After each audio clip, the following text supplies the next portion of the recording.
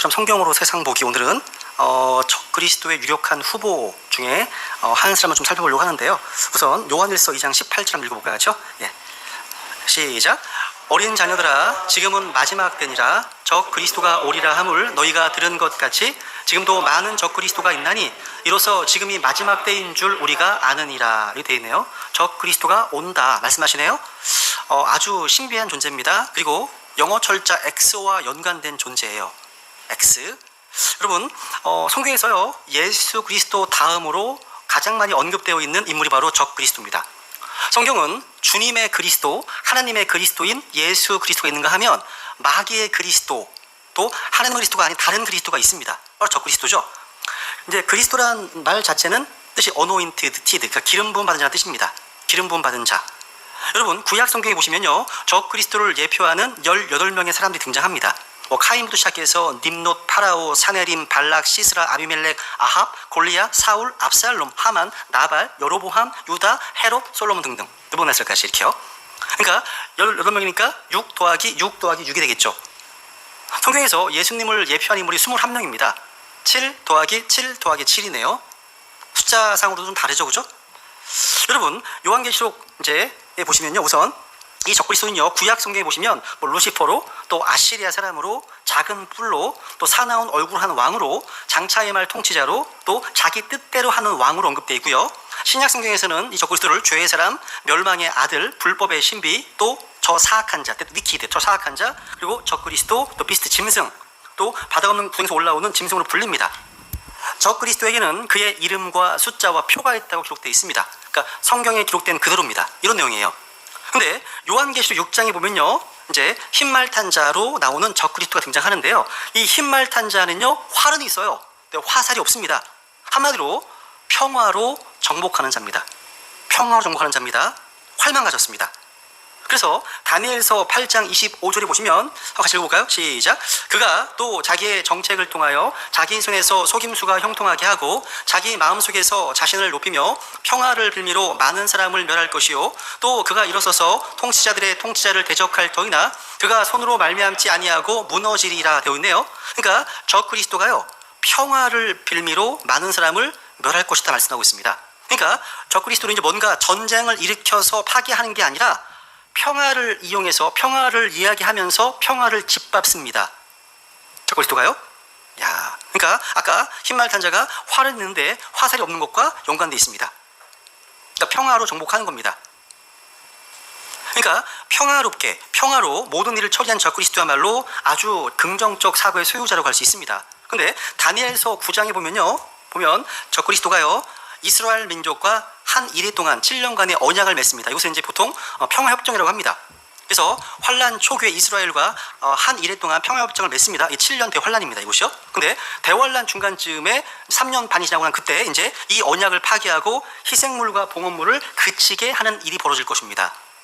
이 7년 동안의 평화협정을 이사야서 28장 15절에서는 사망과 언약을 맺은 거다, 지옥과 합의, 협정을 맺은 거다, 이렇게 얘기합니다. 이것은 거짓으로 피난처를 삼은 거다 이야기합니다. 그러니까 이것은, 이 언약은요, 7년 환란 중간 부분에 적그리스도에 의해서 파괴됩니다. 파괴돼서 유대인들은 지금 거짓으로 피난처를 삼은 꼴이 돼버린 겁니다. 그래서 그 언약이 파괴당한 유대인들에게는 이제 후 3년 반 대환란, 이 기간이요, 전무후무한 기간이 됩니다. 그래서 그때는 하나님의 성전이 세워진 상태인데 그 성전에 적그리스도의 형상이 세워져 있습니다. 거기에 경배를 강요당할 것이고 666의 숫자를 가진 어떤 표를, 짐승의 표를 받아야만 어떤 상거래, 매매를 할 수 있게 되는 겁니다. 그러니까 그때가 되면 지금의 화폐, 신용화폐 이런 시스템이 바뀌어 있습니다. 다른 디지털 어떤 커런시, 화폐로 바뀔 수 있다는 거죠. 그때는 다른 상황입니다. 이것이 바로 전무후무한 대환란의 모습이라는 거죠. 그런데 제가 오늘 성경에 비추어 봤을 때 마지막 때에 등장하게 되는 적그리스도가 누구인가, 사실 여러 후보들이 있음을 말씀드렸습니다, 지금까지. 근데 그 중에 이제 가장 흥미롭기도 하고 유력한 한 사람을 지금 소개하려고 합니다. 저는 이 사람이 적그리스도다라고 얘기하는 게 아닙니다. 다른 새로운 인물이 등장할 수가 있어요. 근데 현재까지 나온 인물들 가운데 오늘날 이제 성경 신자들이 가장 흥미롭고 가장 유력한 후보로 이제 생각하는 이제 사람으로 바로 이 사람입니다. 프랑스 대통령 임마누엘 장 미셸 프레드릭 마크롱입니다. 그러니까 이 내용을 들으시고 나면 왜 프랑스 대통령 임마누엘 마크롱이 적그리스도의 가장 유력한 후보인지 아시게 될 겁니다. 여러분, 임마누엘 마크롱 대통령은 1977년생입니다. 이 사람이 2017년인가요? 그때 프랑스 대선 때 상대방 후보였던 르셀을 아주 큰 차이로 선거에서 승리했습니다. 그때 이 임마누엘 마크롱 대통령의 득표율이 몇 %였는지 아십니까? 상상해 가실 겁니다. 6이 3개 들어있습니다. 66.006%입니다. 66.06%. 이걸 기억하시면 좋겠습니다. 또 이 마크롱 대통령은요, 여러분, 적그리스도가 되려면 유대인의 혈통 가운데 와야 됩니다. 왜냐하면 유대인들이 예전에 오셨던 예수님을 거부하고 지금 메시아를 찾고 있잖아요. 근데 적그리스도가 등장하게 되면 이분이 진짜 메시아구나 받아들여야 되기 때문에 유대인이 아니면 받아들이지 않습니다. 유대인이어야 되거든요. 그러면 마크롱은 유대인일까요? 유대인의 혈통 가운데 있어요. 여러분, 이제 보시게 되겠지만 이 마크롱은요, 유대인의 조상으로서 또 조상이 있고 또 시리아계 조상이 있는 아주 특이한 인물입니다. 특이한 인물이에요. 우선 이제 이름부터 임마누엘, 진 미셸 프레드리히 마크롱이라는 이름부터 보겠습니다. 이름. 여러분, 이 마크롱 대통령의 부모님은요, 한 분은 무신론자, 또 한 사람은 불가지론자입니다. 한 사람은 하나님이 없다 없는 사람이고 또 한 사람은 하나님 계신 거 모른다, 이런 사람입니다. 그런데 이런 부모님 밑에서 아이에게 이름을 짓는데 전부 다 하나님입니다. 전부 다 예수님에 대한 이름입니다. 희한해요, 여러분요. 희한합니다. 이것은요, 이사야서 14장에 보시면 루시퍼가요, 내가 지극히 높으신 이가 같이 되리라 했던 것처럼요, 비슷한 뉘앙스예요. 비슷한 분위기입니다. 그래서 여러분, 이 마크롱이 당선되고 나서요, 프랑스 신문 리버레이션의 헤드라인에 뭐가 나왔냐? 이 내용 무슨 내용인지 아세요? Help 하고서 Jesus has returned, 이 뜻입니다. 예수님이 돌아왔다. 이런 기사가 헤드라인에 떴습니다. 황당한 거죠? 황당하죠? 여러분, 이름은요, 어떤 의미를 전달합니다. 그죠? 그러니까 임마누엘 마크롱 대통령의 이름 전체 풀 네임의 의미를 보면 이게 종교적인 집안이 아님에도 불구하고 모두가 다 하나님이나 예수님의 예수님과 관련된 이름을 갖고 있다는 거, 이게 특이한 겁니다. 특이한 거예요. 한번 이사야서 14장 보시면요, 루시퍼에게 이런 말씀하십니다. 루시퍼, 내가 지극히 높으신 이와 같이 되리라 하였더라. 그러니까 이게 루시퍼의 야망입니다. 루시퍼의 꿈입니다. 꿈이에요. 하나님처럼 되보고자 하는 야망이죠. 이게 언제 이루어집니까? 환란 때, 그때만 일시적 이루어집니다. 그때만 이루어지는 거죠. 여러분, 이 프레드릭 이 이름, 그러니까 마크롱 대통령의 이름을 보여드릴게요. 이름, 임마누엘의 뜻은 뭐냐? 우리와 함께 하시는 하나님이라는 뜻입니다. 그리고 진, J-E-A-N, 이 뜻은요, 주님께서는 은혜로 오십니다라는 뜻입니다. 그리고 미셸, 누가 하나님과 같으랴, 이런 뜻입니다. 프레드리히, 뜻은 뭐예요? 피스풀 룰러, 화평의 치리자, 화평의 통치자라는 뜻입니다. 그리고 마크롱은요, 짐승의 표할 때 그 마크, 표라는 뜻입니다. 야, 그러니까 이 마크롱의 이름이 다 마치 가룟 유다를 가리키고 있음을 보여주는 겁니다. 그죠? 그래서 아까 요한복음 5장 43절에 보시면 이런 말씀이 있죠. 같이 읽겠습니다. 시작. 내가 내 아버지의 이름으로 왔는데 너희가 나를 받아들이지 아니하나 만일 다른 자가 자기 이름으로 오면 너희가 그를 받아들이리라. 전반부는 예수님에 대한 예언이죠. 후반부 다른 자는 바로 적그리스도입니다. 적그리스도가 유대인의 혈통으로 오니까 받아들이는 거예요. 유대인이 아니 받아들이지 않습니다. 유대인 이해하는 겁니다. 그래서 여러분, 여기 보시면 이제 독일과 프랑스가 아헨 조약을 체결했습니다. 아헨 조약? 그러면서 언론에서 이것을 키스 오브 주다스, 유다의 입맞춤, 이렇게 표현하는 게 되게 흥미롭지 않습니까? 참 희한해요, 이런 게. 사실 프랑스와 독일이 서로 이런 협약을 맺을 필요가 없어요. 가깝거든요. 근데 뭔가 있다, 이유가 있다 하면서 이런 기사가 뜬 겁니다. 그리고 여러분, 임마누엘 마크롱이 어떤 12살 때 이야기가 나와요. 여러분, 예수님께서 30세 공생이 하시기 전에 사복음서에 보시면 12살 때 성전에서 했던 이야기가 성경에 기록되어 있죠. 근데 마크롱 대통령도요, 12세 때 있었던 일이, 아주 기이한 일이 언급되어 있어요. 무슨 얘기냐면 마크롱이 갑자기, 얘는 원래 무신론자였거든요. 근데 12살 때 갑자기 부모님한테 가가지고, 부모님, 저 로마 천주교회에 가서 세례받겠습니다, 허락해달라고 요청을 하는 거예요. 아이가 갑자기. 그래서 허락해줬습니다. 세례를 받았어요. 근데 카톨릭 언론에서는요, 그 마크롱을 향해서 얘는 좀비 캐톨릭이다. 왜 받았느냐? 그 카톨릭이 우세한 프랑스에서 정치적인 어떤 입지를 다지기 위해서 그렇게 한 거예요, 얘가요. 그러니까 굉장히 12살 때부터 스마트하고 굉장히 계략이 뛰어난 인물로 언급합니다. 심지어 얘랑 같은 학교에 다니는 동료들이 증언을 합니다. 막 나와요. 근데 뭔가 다르대요, 얘가요. 다들 TV만 보기 좋아했던 아이들인데 얘는 어른들과 대등한 책 읽기 좋아하고 정말 뭔가 다른 그런 아이였다고 막 증언하는 게 떠들어 나옵니다.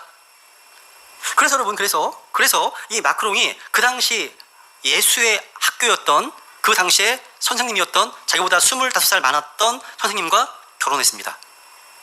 그 당시에 자기 친구가 그 선생님의 아들들이었습니다. 근데 결혼하고 나니까 친구들이 의붓 아들이 된 거예요. 다 이런 일이 벌어진 거죠. 다 예수의 멤버예요.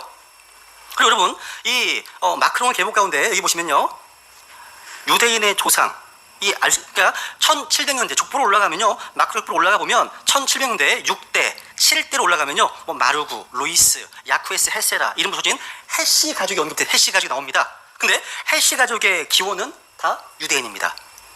유대인이에요, 여러분요. 근데 여러분 이것만이 아닙니다. 성경의 적그리스도는요, 시리아 사람으로 와야 됩니다. 시리아계 유대인입니다. 그런데 이 임마누엘 마크롱의 조상 가운데 시리아인이 있어요. 그래서 이사야서 10장에 보시면 내 분노의 막대기 아시리아 사람이요, 그들의 손에 있는 지팡이는 내 경론이라. 그러니까 하나님께서 환란 때 아시리아 사람으로 언급된 적그리스도를 통해서 세상을 심판하시거든요. 징계하시거든요. 그래서 내 분노의 막대기 아시리아 사람이 말씀하고 있는 겁니다. 그런데 여러분 이 임마누엘 마크롱 대통령의 조상 가운데 누가 있냐? 시리아 왕 안티오쿠스 에피파네스, 이 왕의 장군의 이름이, 유대인을 증오했던 장군의 이름이 프톨레미 도리메네스 마크롱입니다. 이자가 또 조상이에요. 그래서 유대인 백과서에 찾아보면 나와요. 프톨레미 마크롱이 유대인의 원수로 등장합니다. 유대인의 원수로 등장하고 있어요. 이것은요, 이 사람의 이름은요, 마카비의 역사에도 이름이 언급되어 있습니다. 마크롱은 유대 백성의 원수였습니다. 그리고 여러분 이 아시리아 사람 되어 있잖아요, 아까. 근데 임마누엘 마크롱 대통령은요, 고대 아시리아와도 밀접한 연관성이 있습니다. 프랑스 현직 대통령이 영국에 보관되어 있는 아시리아 유물에 대해서 원래 있던 곳으로 시리아 니느웨로 보내야 한다고 협상을 합니다.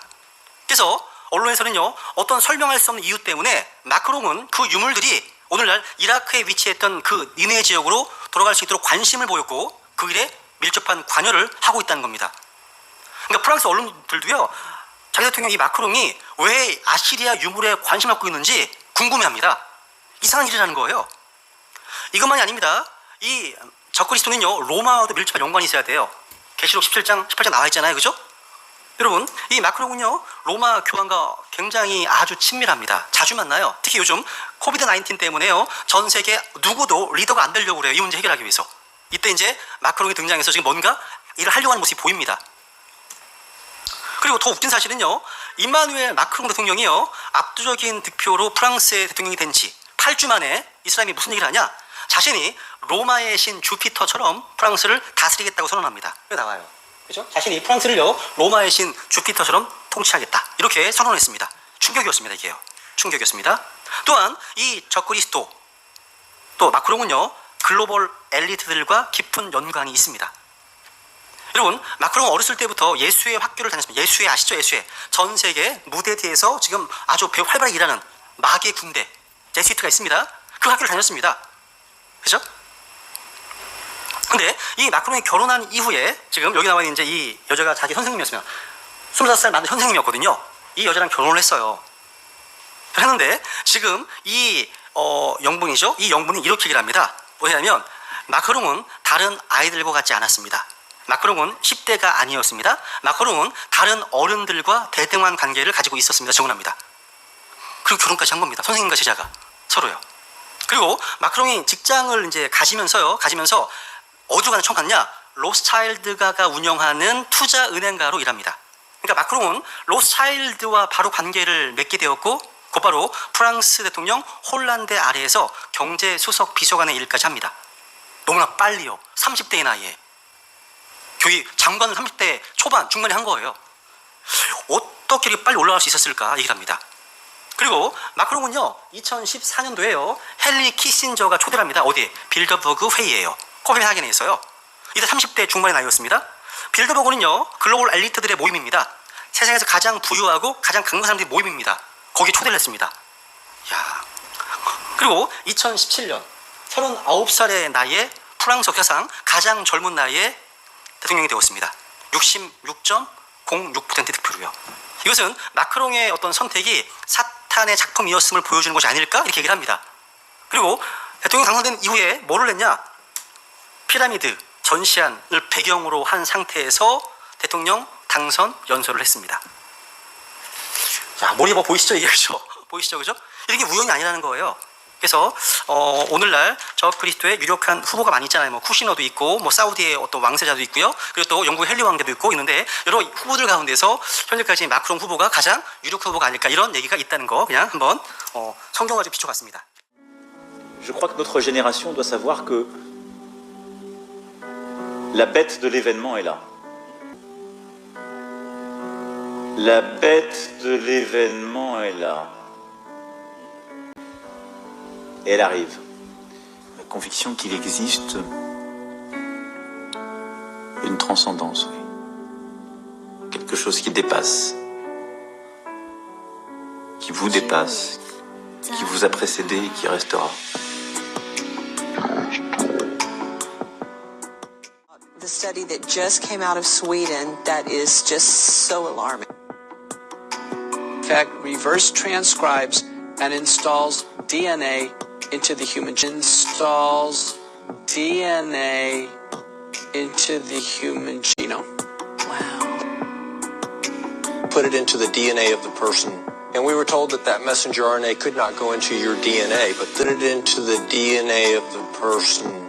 And we were told that that messenger RNA could not go into your DNA, but this is showing that in a lab it can. If you're pregnant and you have this done, can that then affect your baby? Yes, this is the alarming finding. The CDC says on its website very explicitly, this will not change your DNA.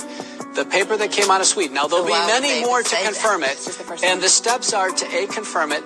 It could be passed to the daughter cells. So that could be and the steps are to A, confirm it.